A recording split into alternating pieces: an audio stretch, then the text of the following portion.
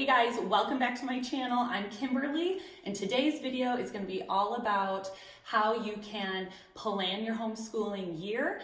And I know for many homeschool moms, this is a very exciting time. Planning your homeschool year brings lots of excitement, especially if you are a curriculum junkie. But also for many homeschool moms, it can be a time of a lot of stress, anxiety, especially if you don't have a plan that has been working for you, or maybe you are brand new to homeschooling and you just have no idea how to get started. So this video is for all of you that maybe need some guidance on how to get your planning off the ground, or how to make a smoother transition, especially if you're newer.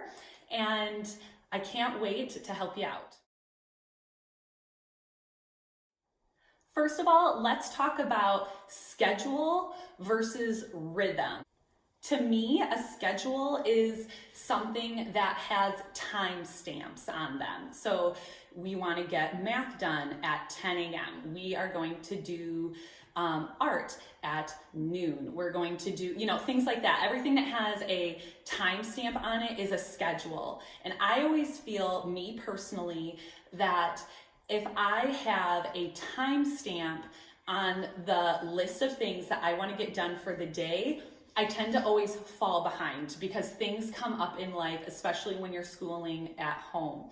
So I like to choose more of the rhythm side of things. So my definition of a rhythm in homeschooling is judging your kids and your family, their moods, and kind of going with the flow of how your day is going in order to achieve the things on your list and make sure that they get done. So if you know that at 9 a.m. when you want to start school, but your kids are still highly engaged, maybe in playing Legos or reading a book or watching whatever on the TV, and if you say, all right guys, here it's 9 a.m., let's go, let's start school, and meltdowns happen. Guess what? If your kids are not ready to start engaging in whatever you have planned, you always know that it is a recipe for disaster. So I like to do a little mix of both scheduling and rhythm. So for me personally, our family, we are up very early in the day. We go to bed early and we rise early. So by 8 o'clock in the morning, my kids have typically been up for 2 hours or longer. So everyone is ready to just roll with their day. So for me, at 8 o'clock in the morning is when we start our morning time. Our handwriting and all the things that we do for our morning time. And I'll go over that in a little bit. But at 8 o'clock is when we start rolling into our morning time, and everyone has, the exhaustion of first waking up out of their system, and we're pretty much in a good mood to kind of roll on with the day. And then my other thing that I like to schedule within our rhythm is lunch. We always eat lunch at noon, and that's about it. Those are the only, I like to call those my anchors in the day. And otherwise we just I know what I want to accomplish for the day, and we just kind of go with the flow. And I typically have no problems getting everything done, which is great. The second thing I would like to bring up is starting small, especially if you are new to homeschooling, but any veteran homeschooling mom will tell you this as well, especially when you're coming off of a summer break. So if you take maybe 2 or 3 months off in the summer, and then you're starting back your school year in the fall. Let's say September 1st is usually a popular day to start going back to school, at least among the homeschool community. To tell your kids, no matter what age they are, all right, here's the stack of books, right? And we're gonna do all of it today. The beauty of homeschooling is you can go as slow or as fast as you need to go.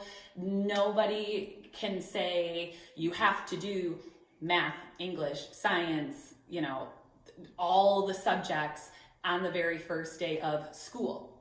So my suggestion would be starting very small in the beginning and breaking your family in to what that new schedule is going to be.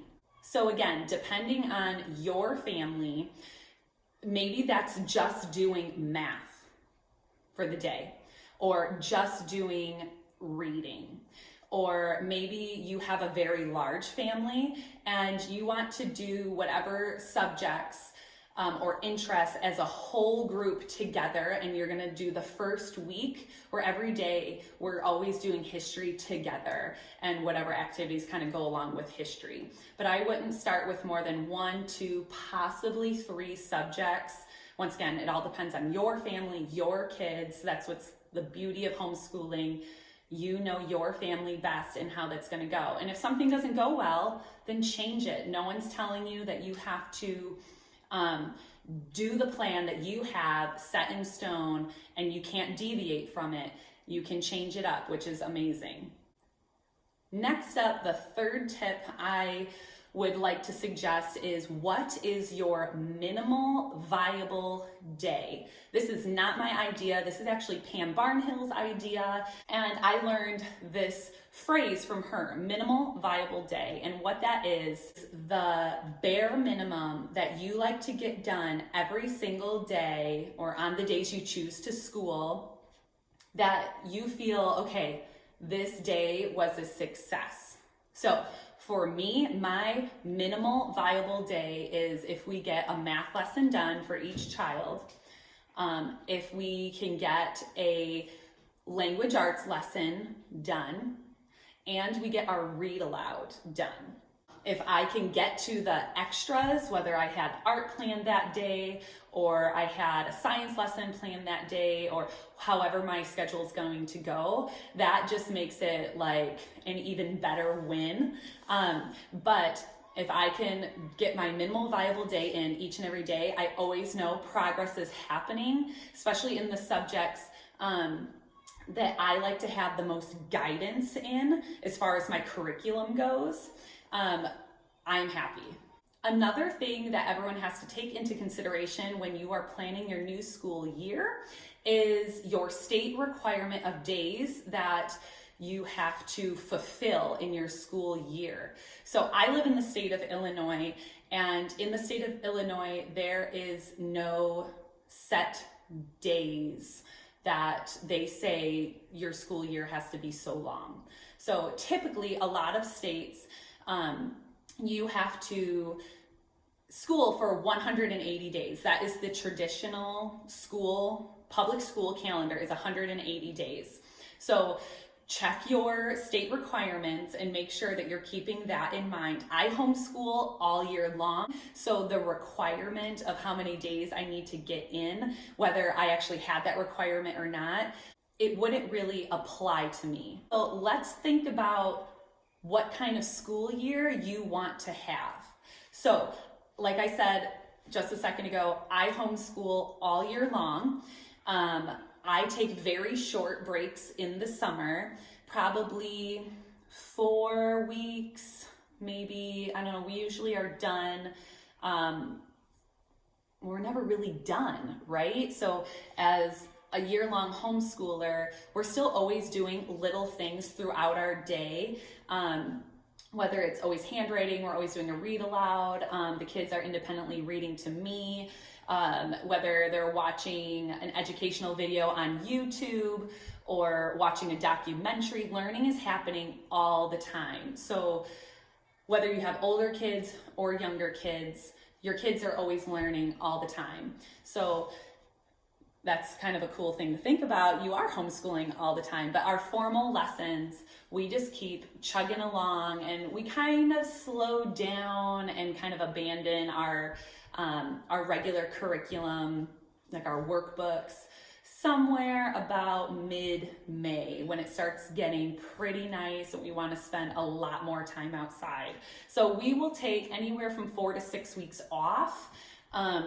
It really depends on the weather. And then once the weather starts getting really hot, That's usually right at the end of June, the beginning of July. The kids don't want to play as much outside, especially at those peak hours where it's just really scorching or really humid. So they are happy to just hop back into their schoolwork. So we never really take that long of a break, which is great.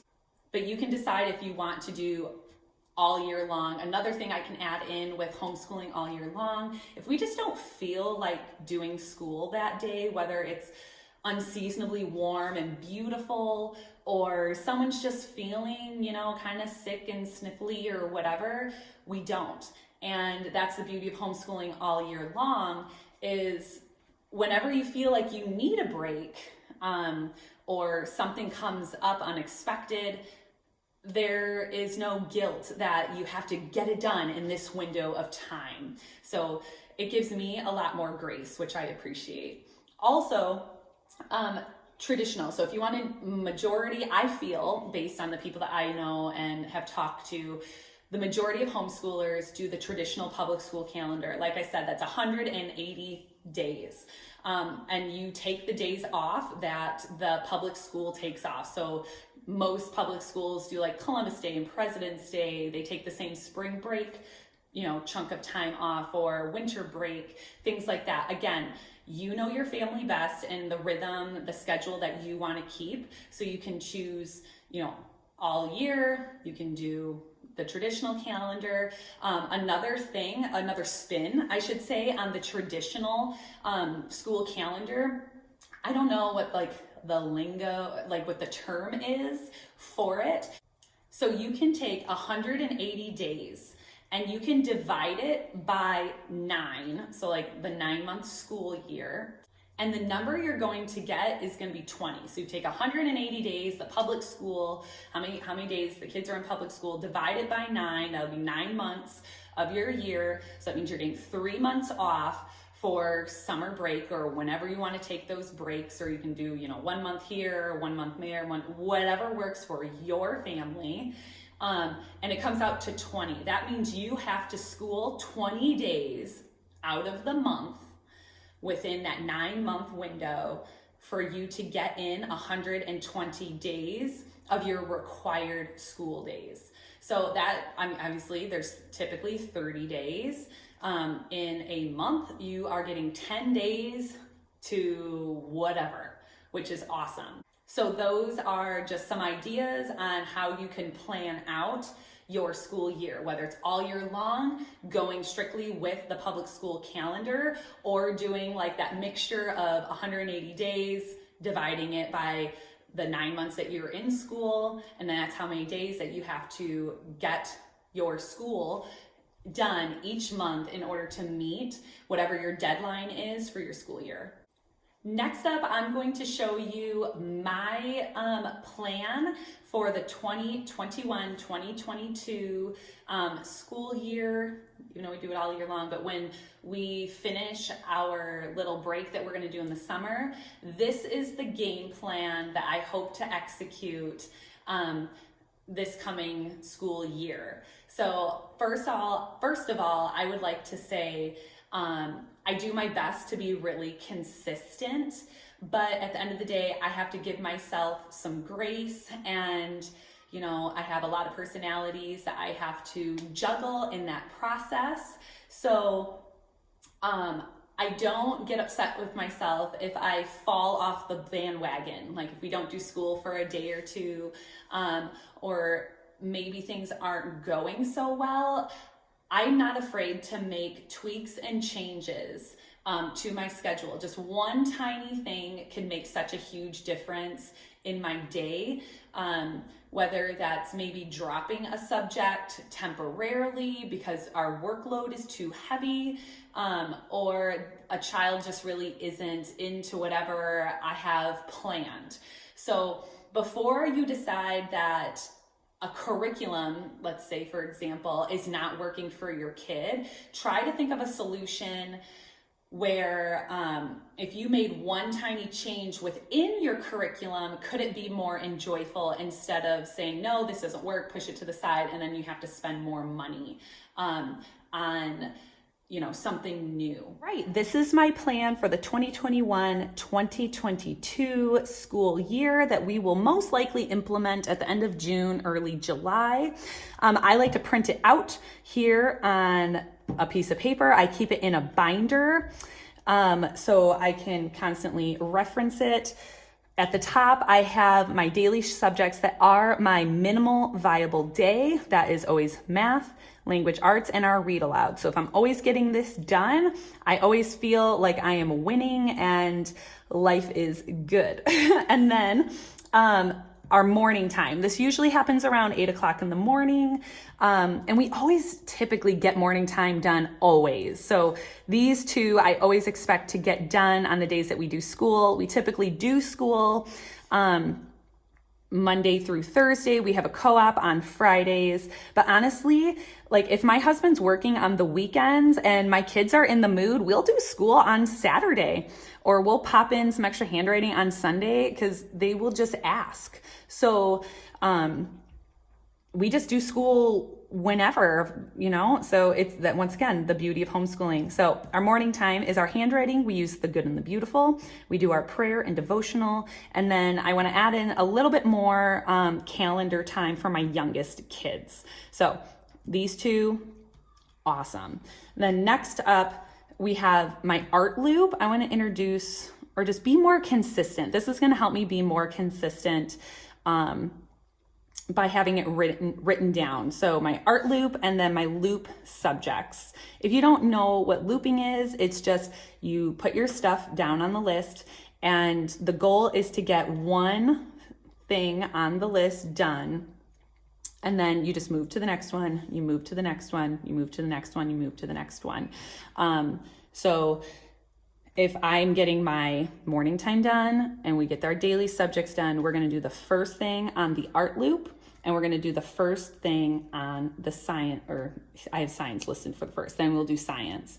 And you know what? If we feel satisfied that this is good and we don't want to do any more, we are not going to move on to the next thing. We will move on to this next line the following day. And so on. So I'm always going to get to all of these subjects. They're just not assigned to a specific day or a specific time. And I love that. So if we are just like chugging along and having like this rock star day where we got all of our minimal viable day stuff done, like really early in the day, which is pretty much before lunch at 12 o'clock. And in the afternoon, I'm like, all right, let's do some music study. And then we're just chugging along and doing great. And we're like, you know what? We got time to do art, and everyone wants to do art. Let's do art. We can get to as many or as few subjects in these loops. But my game plan, and hopefully it works, again, I'm not afraid to tweak things if it doesn't work out, is we are always getting morning time done. We're always getting minimal viable day done, and always one thing on this list throughout our day. Some really great resources I would like to offer to you, and I will link those in the description below, is Sarah Mackenzie's book called Teaching from Rest. Now, this book is like a Christian book, so if you're secular, maybe this wouldn't be something you're interested in. But Sarah Mackenzie talks a lot about looping and how she incorporates loop scheduling in her homeschool. She has 6 kids, and one of them has already graduated out, so she's actively homeschooling 5 children of her own. She also has a podcast called Read Aloud Revival. Super awesome. I would definitely check that out. Another really awesome resource is the Your Morning Basket podcast, specifically episode number 37. I will link that down below. Pam Barnhill talks about what looping is, what block scheduling is, some other ideas on how to plan your year right. She is all about planning, like, oh gosh, that is just like a big part of her platform. So you can go to pambarnhill.com and you can get free printables of things you can fill out to try to help you plan out your subjects and things like that. But that has been an amazing resource that has helped me throughout the years, and I usually re-listen to it every single year. because I just make tweaks every year and until I get it right. And kids change so much. So what you did last year may not work this year. And you know what? That's okay. I am here to help you as much as possible, and I would love to hear from you if you have some really great ideas on how you schedule your homeschool year and just make a really great community together. We'll see you soon. Bye-bye.